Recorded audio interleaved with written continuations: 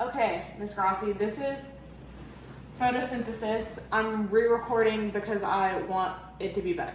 Okay, so photosynthesis is the process in which a plant cell creates glucose, which is its energy, and it'll use for its cellular respiration, things like that. And photosynthesis is going to be separated into two stages, right?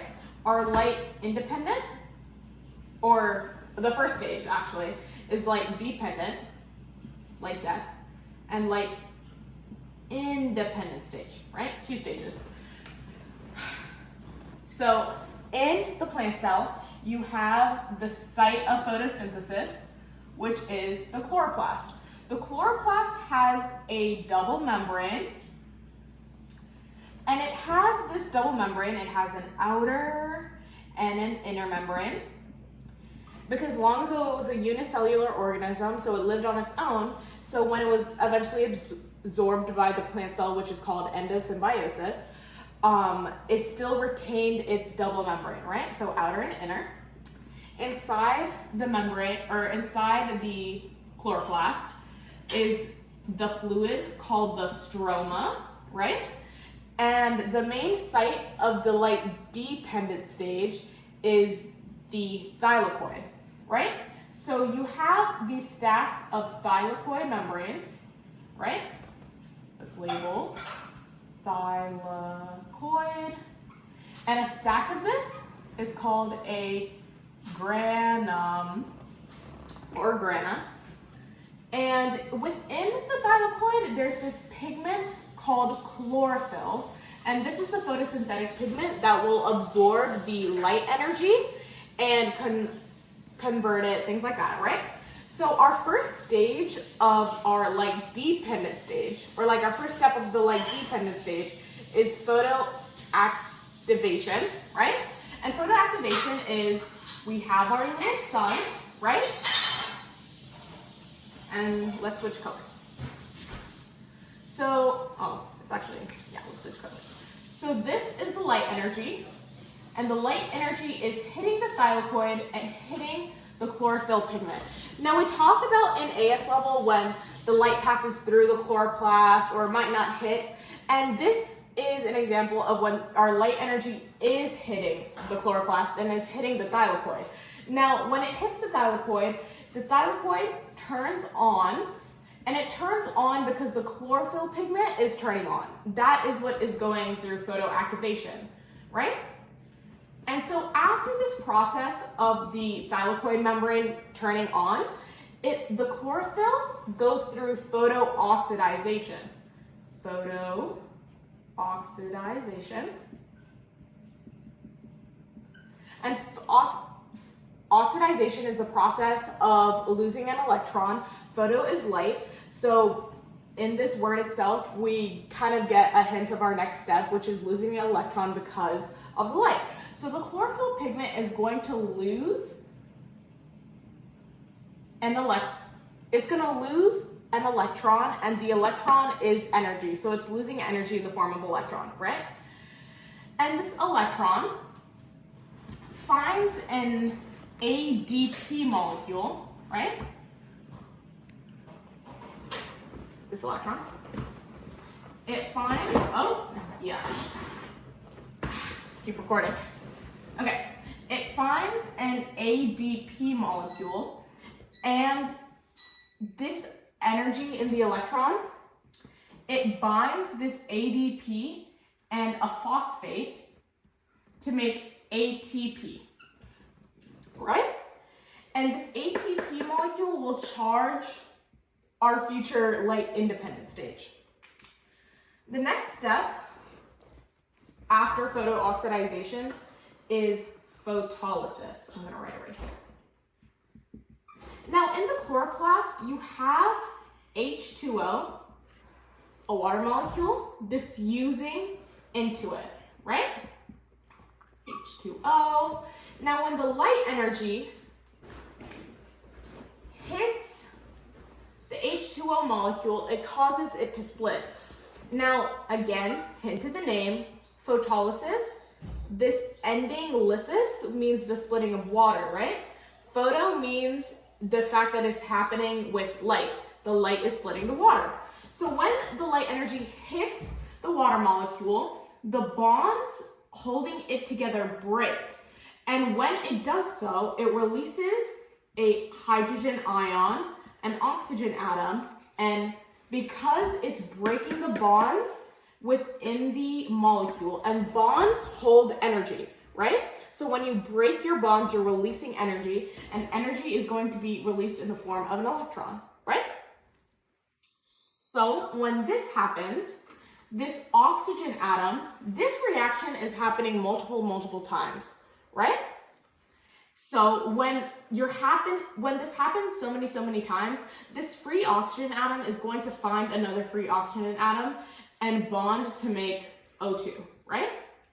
And this O2 molecule, the single oxygen molecule, it'll just diffuse out of your chloroplast, right? Now, this electron will recharge our chlorophyll and the thylakoid, like in the thylakoid membrane. And in the beginning, when our chlorophyll pigment went through photoactivation, or our thylakoid went through photoactivation, same thing, it lost an electron, and it lost energy in the form of an electron in the process, right? Now, when this electron recharges the chlorophyll pigment, it's basically restarting it for future photosynthetic processes, right? Since this is a cycle, we need to keep the cycle going. Now, this hydrogen ion, let's switch colors, binds to an that color doesn't work, okay.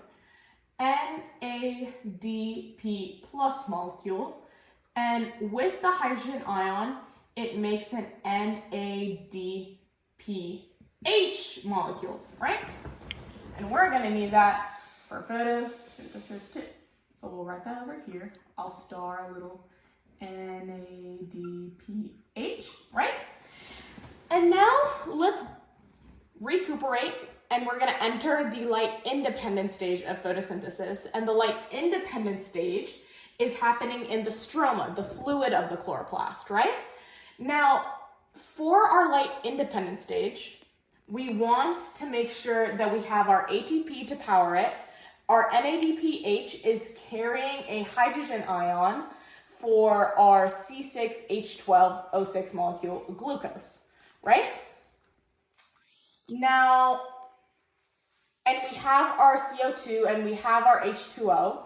Now we need there's a final reactant. We're in the light dependent stage. There's an enzyme called, let me use black, ribisco. And this is an enzyme, and it's just pre-existing, it just exists, right? There's ribisco, and there's a 5-carbon sugar called RUBP, or ribulose, right? Ribulose biphosphate, but we're just gonna say ribulose. Lose is sugar, it's a 5-carbon sugar. Now over here, we have carbon dioxide, CO2, diffusing into the chloroplast. And this CO2, as we can see, is carrying a carbon atom, right? Which is what we're gonna need to make our 6-carbon sugar. What I mean by 6-carbon sugar is glucose, which is C6H12O6, right? 6 carbons, we need 6 carbons. We're gonna get our hydrogen from the NADPH molecule, and our ATP, remember, is powering this process, right? So our 5-carbon sugar is gonna combine with this 1 carbon to make our 6-carbon sugar glucose, C6H12O6, right? Now, in creating this 6-carbon sugar glucose, this is a cycle and everything needs to be replenished, correct? So our ribulose, when it's used up, our RUBP, where will our RUBP come from for our future photosynthetic processes, right? Since like a plant cell is very efficient, nothing is happening one at a time.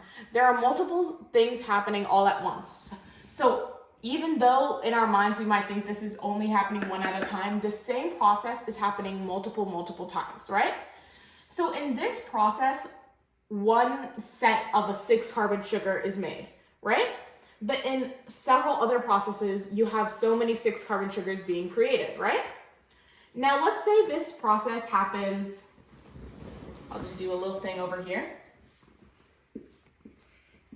6 times, 6 carbons each time, right? You have a total of 36 carbons, right? One of these carbons is going to be used for our 6-carbon glucose, but these other 30 carbons can be used to replenish our 5-carbon sugars. So in the future, we'll have 6 RUBPs to use from for our processes. So when after our RUBP is created, like replenished, right?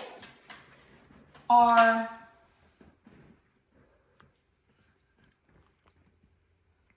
ATP loses its phosphate and becomes ADP, ADP, right? Since its energy in the form of an electron was powering the whole process, after this whole process occurs, right, the ATP loses its bind to the phosphate molecule, so it's just the ADP and its phosphate again. Kind of like how we have it in here, right? And the same thing with our NADP and our NADPH, right? Our NADPH becomes an NADP molecule again, right? Which is what we need for in the future photosynthetic processes, right? What I also want to just quickly go over is the balanced equation for photosynthesis, which is going to be 6CO2 plus 6H2O, right? And on this side, we're going to have C6, let's just make an arrow to this, C6H12O6 plus 6O2.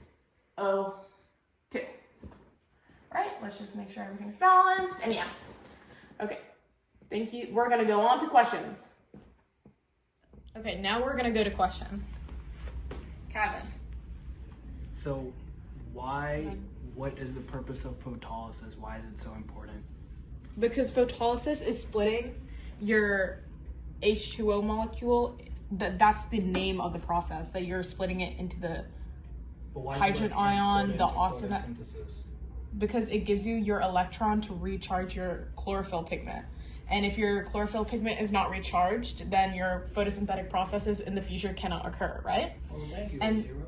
It also gives you the hydrogen ion that you need to make this NADP plus molecule into the NADPH, right? Do you know why that happens though? Okay. You can pause. Next question. So, how does how does ATP become ADP in the light dependent stage?